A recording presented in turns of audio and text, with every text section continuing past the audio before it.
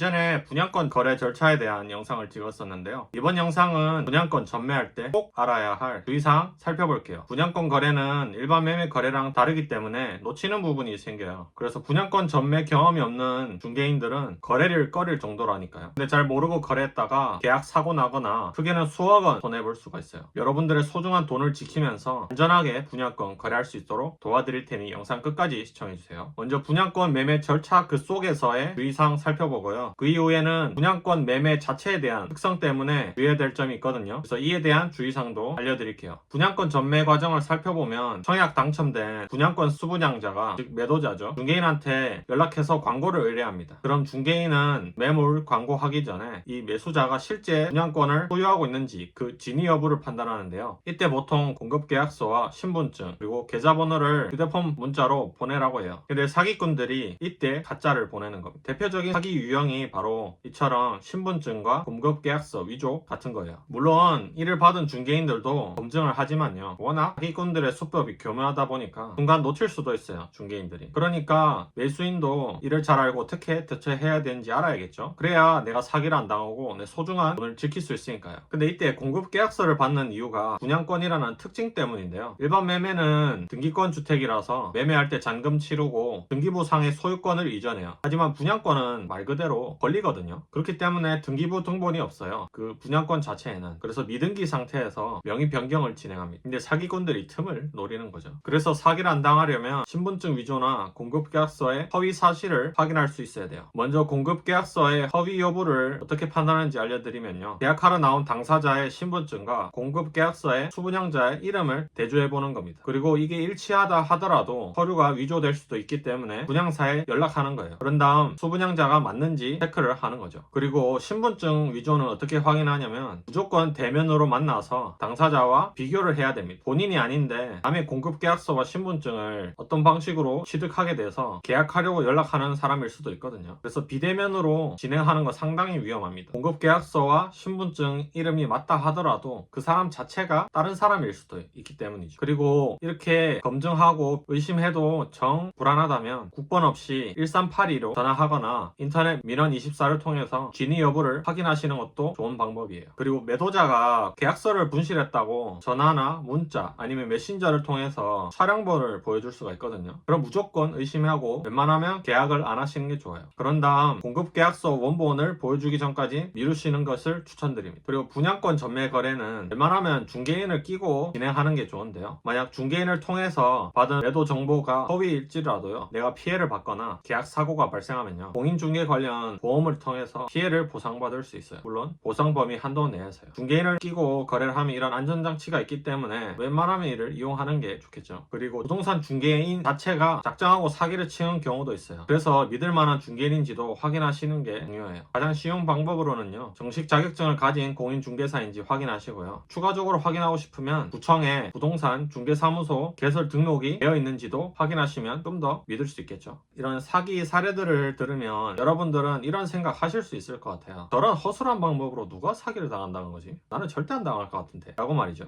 근데 사기꾼들은 이 사람의 심리를 진짜 잘 이용하거든요. 특히 이 욕심이라는 심리 말이죠. 그래서 엄청 싼 분양권 매물이 나오면 솔직히 누구라도 이 기회에 놓치고 싶지 않잖아요. 그래서 욕심에 한번 사로잡힌 사람들은 진짜 웬만하면 거래하려고 별일 없을 거야 라고 자기 합리화를 시키거나 지나치게 긍정적으로 바라보는 거죠. 그러다가 진짜 사고 나는 겁니다. 그러니까 여러분들은 스스로 사기 안 당할 거라고 확신하실지 모르겠지만요, 이 욕심에 한번 사로잡히면 그 누구도 당할 수 있으니까요, 꼭 제가 앞에 말씀드린 거 확인하시고, 그리고 웬만하면 시세보다 엄청 싼 분양권은 거래 안 하시는 걸 추천드립니다. 그리고 좀 더 분양권 절차 속에서의 주의사항을 살펴보면요, 소분양자가 중도금 대출 일으켜서 중도금 일부를 납부하고 있는 상태에서 보통 분양권을 전매하는데요, 남은 중도금도 문제없이 납부하려면 이 중도금 대출을 매수자가 승계할 수 있어야 돼요. 근데 간혹 가다가 어떤 조건이 안 맞아서 대출 승계가 안 되는 경우가 있거든요. 근데 계약금 다 내고 나서 뒤늦게 이걸 발견하면 내 돈 그냥 날리는 거예요. 이 아깝지 않습니까, 이 계약금은?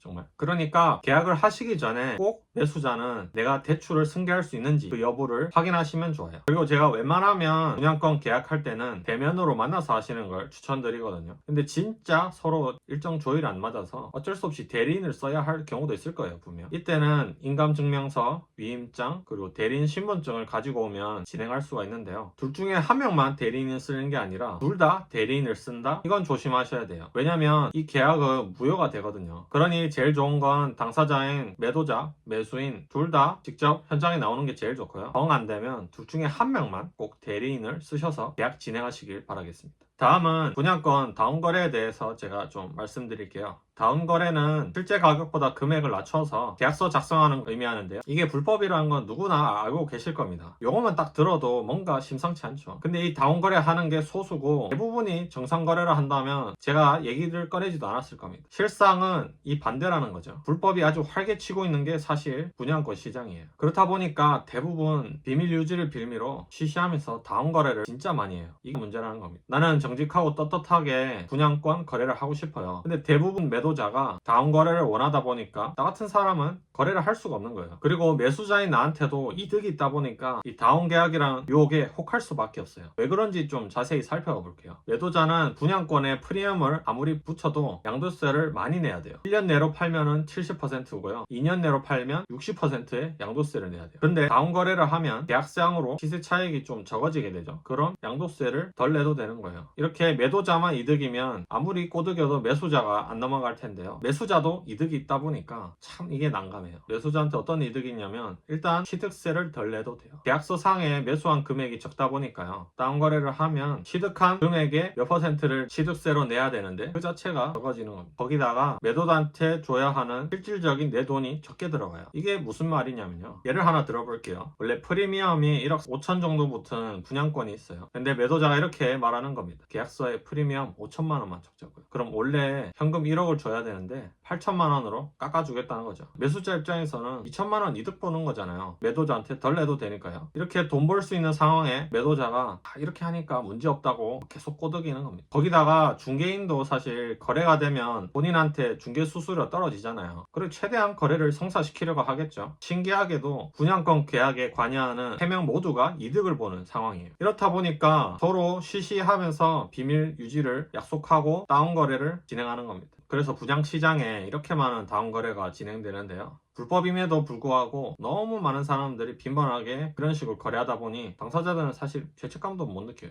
근데 사실 객관적으로 따져보면 매수자한테는 완전 도사모사인 거예요. 지금 당장은 취득세나 매도자한테 현금을 덜 줘도 되지만요. 나중에 되팔 때는 양도세 세금을 더 내야 돼요. 왜냐면 내가 계약서 상에는 취득한 금액이 적잖아요. 저렴하게 분양권을 샀단 말이죠. 그래서 매도할 때는 그 시세 차익이 실제보단 훨씬 더 클 거예요. 그래서 양도세를 더 많이 내야 될 겁니다. 예를 들어 분양가가 5억에 프리미엄 2억 붙은 분양권 매물이 있어요. 이걸 계약할 때는 프리미엄 5천만 쓰고 현금으로 1억을 매도자한테 줬어요. 그리고 매수자는 계약서 상으로는 3억 5천에 분양권을 산 거죠. 그런데 실질적으로 내가 4억 5천에 샀잖아요. 계약할 때는 분양권 시세가 만약에 6억이다. 그럼 나는 시세 차익이 1억 5천이 아닌 2억 5천에 대한 양도세를 내야 돼요. 이처럼 당장 눈앞에 보이는 이득만 보고 다운 계약을 거래하지만요. 나중에 양도세 더 내고 뭐 따지고 보면 사실 별 차이가 없단 말이죠. 거기다가 내 양심까지 팔아서 이 거래를 진행했잖아요. 3명 중에 누가 하나라도 비밀을 누설하면 분명 적발될 거란 말이죠. 이때는 비슷한 수준이 아니라 다운거래 안 했을 때보다 훨씬 더 심한 피해를 볼 겁니다. 왜냐면 매도인뿐만 아니라 매수자도 과태료를 내야 되고요. 그리고 만약 매수인이 비과세나 감면 혜택 대상에 해당되면 이것도 박탈되는 겁니다. 비과세면 진짜 말 그대로 세금 하나도 안 내고 그 시세 차익을 내 걸로 가질 수 있는데 이게 허무하게 날아가는 거예요. 잠깐에 몇천 이득 보려다가 수십억을 날리는 거죠. 이게 얼마나 아까워요. 저라면 절대 이 짓을 안 할 것 같습니다. 그러니까 남들 다 하니까 아니면 당장 눈앞이 이득에 혹해서 다운거래 하시면 안 됩니다. 무조건 매수자한테는 손해니까 절대 하지 마세요. 그리고 이 다운거래 할 때마저도 사기를 치는 사람이 있거든요. 이때는 매수자가 신고하고 싶어도 신고할 수가 없어요. 왜냐면 본인이 다운거래를 했잖아요. 이것도 불법인데 내가 불법 과정에서 사기당했다고 내가 신고할 수 있을까요? 본인 스스로 떳떳하지 못하기 거기 때문에 진짜 극심한 피해를 받지 않는 이상 못할 겁니다. 근데 사기꾼들은 매수자가 신고 못할 거라는 걸 너무나 잘 알고 있어요. 그러니까 이때 사기를 치는 거죠. 그러니 어떤 이유에서든 여러분들한테는 좋을 게 없으니까요. 다운 계약서는 그냥 쳐다도 보지 않으셨으면 좋겠어요. 그리고 마지막 손피 거래에 대해 말씀드리고 싶은데요. 여기서 손피는 매도자 손에 실제로 들어오는 프리미엄을 의미합니다. 분양권 매물을 보면 손피 1억 이렇게 돼 있거든요. 그 말은 즉슨 내가 팔았을 때 내 수중에 돈 1억이 있어야 된다는 거예요. 즉 매도인의 양도소득을 매수자가 대신 내주는 조건으로 거래하는 거예요. 보통 이런 손피 거래는 매도자가 갑인, 매도자 우위 시장일 때 활발한데요. 이게 왜 발생하냐면 분양권 양도세율은 그 어느 것보다 엄청 높아요. 그래서 매도자가 양도세 내고 나면은 사실상 받는 게 없어서 그런 조건을 건답니다. 근데 분양권 사고 싶어서 안달난 그 시장일 때는 이게 먹힌다는 거죠. 매도자가 원하는 손피 금액을 매물 올릴 때 정하잖아요. 그러면 매수인은 그에 맞춰서 1차 양도세, 2차 양도세를 나눠서 내요. 물론 이 손피 거래라는 게 특약사항에 매수자 양도세 부담이라는 걸 넣으면요. 불법은 아니에요. 합법적인 거래 방식이라는 겁니다. 국세청에서도 인정한 거래 방식이라서 홈택스에는 이와 관련된 항목도 있을 정도니까요. 그래서 매수자분들은요. 양도가액은 1차 양도세 포함한 금액을 쓰시고 실거래 신고할 때는 2차 양도세까지 다 계산해서 씁니다. 근데 구두상으로만 얘기하고 제가 앞서 말씀드린 특약사항을 안 넣는다? 그럼 법적으로는 사실 양도소득세의 책임은 매도자한테 있거든요. 그러니 매도자분들은 분양권 거래할 때 내가 손피 거래를 한다? 그럼 꼭 매수자 양도세 부담이라는 특약사항을 넣었는지 계약서에 확인하시길 바랍니다. 그리고 1차 양도세를 양도가액에 포함시키지 않고 그냥 현금으로 주고받잖아요. 그럼 이는 다운거래에 해당되기 때문에 불법이에요. 이게 아니면 실거래가를 신고하지 않거나 낮게 신고하는 경우도 있는데요. 이에 따라서는 가산세가 부과되거나 법적 처벌까지도 받을 수 있답니다. 그러니 매수인은 실거래가를 정확하게 신고하실 필요가 있어요. 아직 내 집 마련 못하신 분들은 내 명의로 된 아파트 하나 가지면 소원이 없겠다고 아마 하실 거예요. 그러면서 아파트 사는 그 자체에 상당히 몰두를 하시는데요. 근데 여러분들의 선배 격인 1주택자는 이 아파트 사고 나서 어떤 고민하는지 아시나요? 이걸 어떻게 하면 더 좋은 상급지로 갈까? 그리고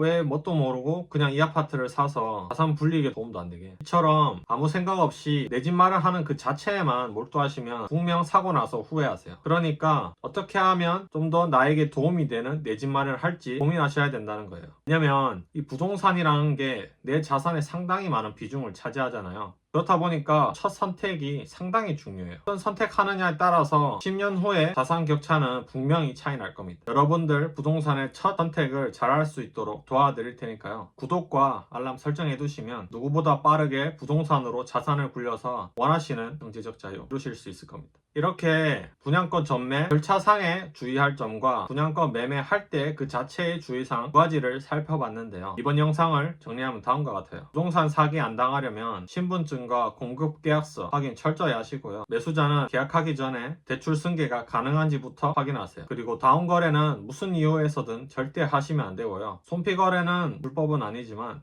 불법이 안 되도록 각별히 주의하셨으면 좋겠습니다. 감사합니다.